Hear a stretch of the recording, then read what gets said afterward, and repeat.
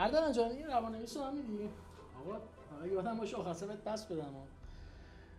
ببینید داشتم یه مطلبی رو می‌خوندم، بعضی از عادت‌ها و رفتارهای ما باید تغییر کنه. مثل این روان‌نویس اردلان که الان ازش گرفتم، خب الان خوب می‌نویسه ولی خب یه زمانی جوهرش تموم میشه و باید عوض کنیم. عادت‌ها و رفتارهای ما هم همینه، با زمان باید تغییر پیدا کنه.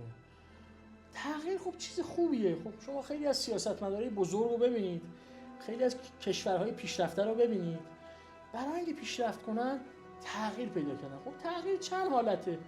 بعضی اوقات تغییر به واسطه شرایطی که به وجود میاد، یا به واسطه شکستی که میخوریم، یا پیروزی‌هایی که به دست میاریم.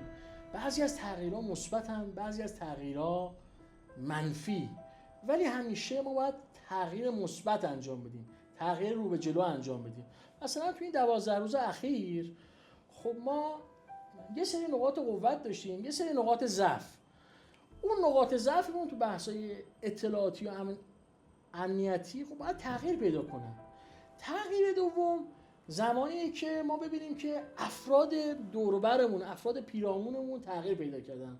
یعنی کشورهای اطراف رو ببینید، عربستان، عمان.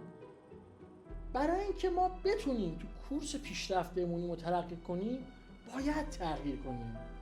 تغییر سوم زمانیه که خود تغییر نکردن خودش که تهدیده. مثل امروز ما، خب امروز ما برای اینکه دیگه تهدید نشیم و جلوی ضعف‌های خودمون رو بگیریم باید تغییر کنیم. حالا این تغییر میتونه اقتصادی باشه، میتونه سیاسی باشه، میتونه نظامی باشه. و تغییر آخر تغییر باورهای غلط ماست.